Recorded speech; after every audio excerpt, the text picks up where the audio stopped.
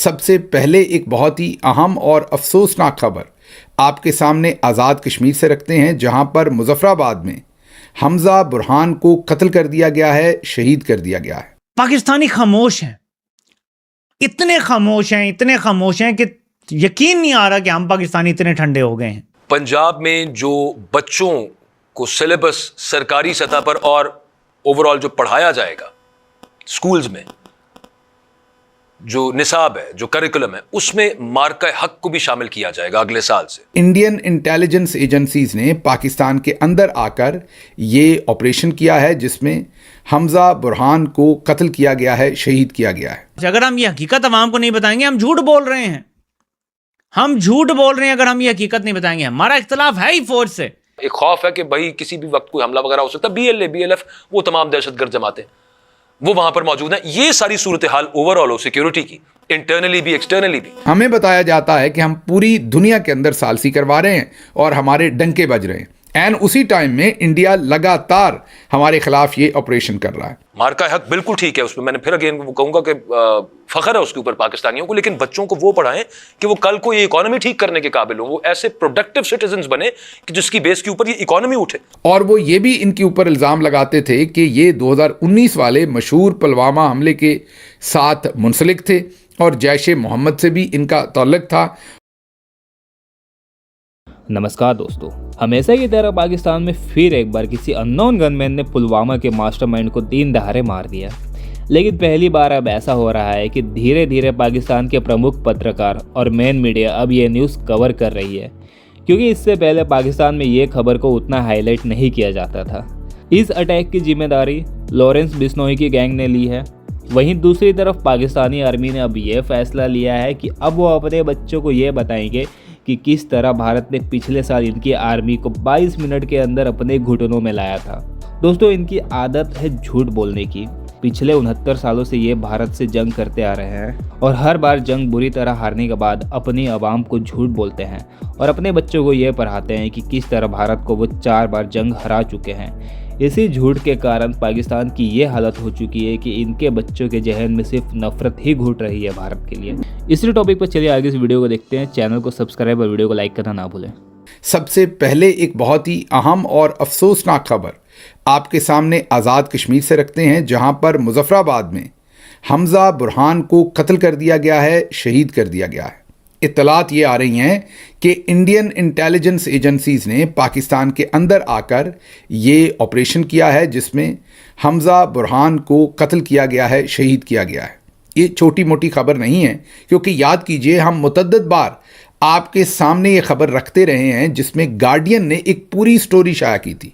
Story नहीं थी बल्कि पूरे का पूरा एक केस स्टडी या जो काम पाकिस्तान की इंटेलिजेंस एजेंसीज को करना चाहिए था और पाकिस्तान की रियासत को करना चाहिए था कि पूरी दुनिया के सामने सबूत रखते कि किस तरीके से इंडिया दिन दिहाड़े दंदनाते हुए पाकिस्तान के अंदर आकर पाकिस्तानियों को कत्ल कर रहा है।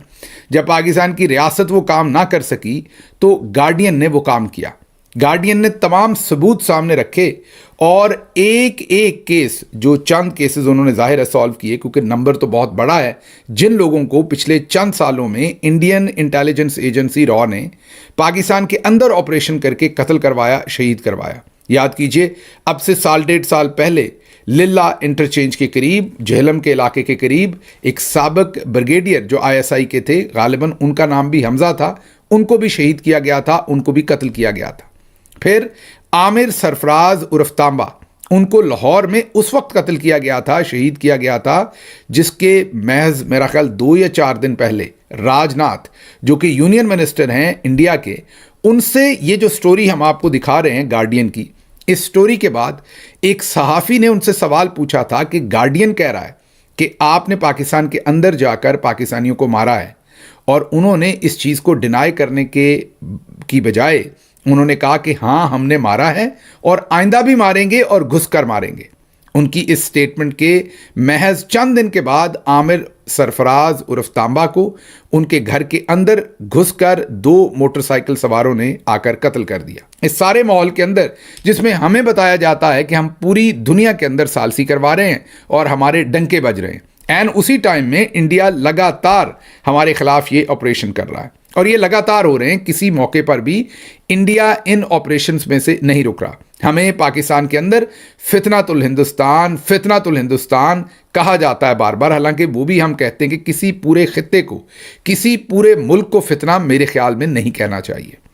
कल को वो पाकिस्तान को फितना कहेंगे फिर बैठ के, हाँ आप मोदी को कहिए, इंडियन आर्मी चीफ को कहिए, आप इंडियन रॉ के चीफ को कहिए, इंडियन लीडरशिप को फितना कहिए, इंडियन फौजी क़यादत को फितना कहिए, या आपके ख्याल में जो ये काम करवाता है उन सबको फितना कहिए।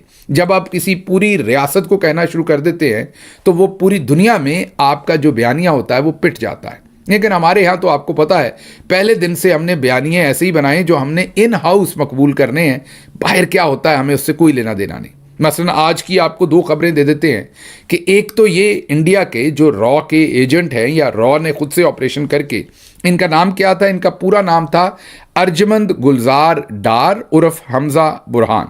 ये आज़ाद कश्मीर के अंदर एक निजी कॉलेज में प्रिंसिपल थे।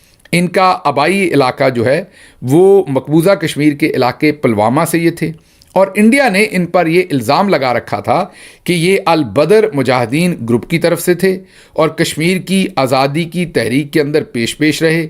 और वो ये भी इनके ऊपर इल्ज़ाम लगाते थे कि ये 2019 वाले मशहूर पुलवामा हमले के साथ मुंसलिक थे और जैश ए मोहम्मद से भी इनका ताल्लुक़ था।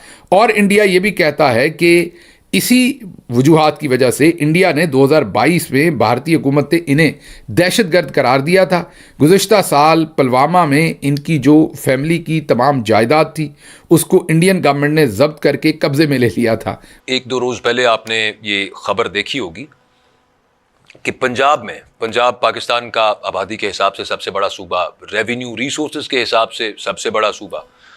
पंजाब में जो बच्चों को सिलेबस सरकारी सतह पर और ओवरऑल जो पढ़ाया जाएगा स्कूल्स में, जो निसाब है, जो करिकुलम है, उसमें मार्का हक को भी शामिल किया जाएगा अगले साल से। मार्का हक जो कॉन्फ्लिक्ट पाकिस्तान इंडिया का 4 रोज़ा पिछले साल मई में हुआ था, ये पंजाब हुकूमत की तरफ से इसका ऐलान किया गया। आपने अक्सर जगह पे देखा होगा। इस खबर को यहीं पे रोक के रखिए, इस पर बात करेंगे, इधर से शुरू करेंगे। मैं कुछ और खबरें आपके सामने रखता हूं और फिर दोबारा इसके ऊपर आएंगे। आईपीएल का आपको पता है, इंडियन प्रीमियर लीग तकरीबन 2 महीने का टूर्नामेंट होता है। उसकी जो कुल वैल्यू है, आईपीएल का जो कुल हजम है, वो है हुजूर 1,54,000 करोड़ से ज्यादा। 1,54,000 करोड़, और ये इंडियन रुपीस की बात हो रही है। लेकिन हो क्या रहा है जनाब? हो ये रहा है कि वो जो आईपीएल पीएसएल का मैंने मवाजना किया था, वो मैंने इस वजह से किया था कि पीएसएल से जो फॉरेन इन्वेस्टमेंट हुई है इस दफा बेहतर हुई है। ब्रॉडकास्टिंग के जो राइट्स दिए हैं इस दफा वो काफी बेहतर हुए हैं। फिर अगेन कोई कंपैरिजन नहीं है पीएसएल का और आईएसएल का और इतना आईपीएल का। इतना मैं खाली उल अकल हूं नहीं कि मैं उसका कंपैरिजन करने बैठ जाऊं, मेरी बिल्कुल ये राय नहीं है। लेकिन मैं अर्ज कर रहा था, उधर आईपीएल ग्रो किया क्योंकि इकोनॉमी के ऊपर तवज्जो है। जंग के मैदान में जो भी है वो जंग का मैदान है, लेकिन असल मैदान always it's the economic ground. और फिर फॉरेन इन्वेस्टमेंट जो यहां पर आ रही थी वो आगे मुतासिर होगी क्योंकि ब्रांड मुतासिर हुआ। किस वजह से मुतासिर हुआ है मैं आपको पहले बता चुका हूं, उसको मैं रिपीट करने का फायदा नहीं है। पेट्रोल नहीं है, डॉलर नहीं है, ट्रेड डेफिसिट है, इंपोर्ट्स बढ़े जा रही हैं, एक्सपोर्ट्स गिरे जा रही हैं। एक्सपोर्ट्स कैसे बढ़ेंगी भाई, ये सारी सूरत हाल के अंदर जो मैंने आपको पहले अर्ज किया। तो तवज्जो किस चीज के ऊपर देने की जरूरत है?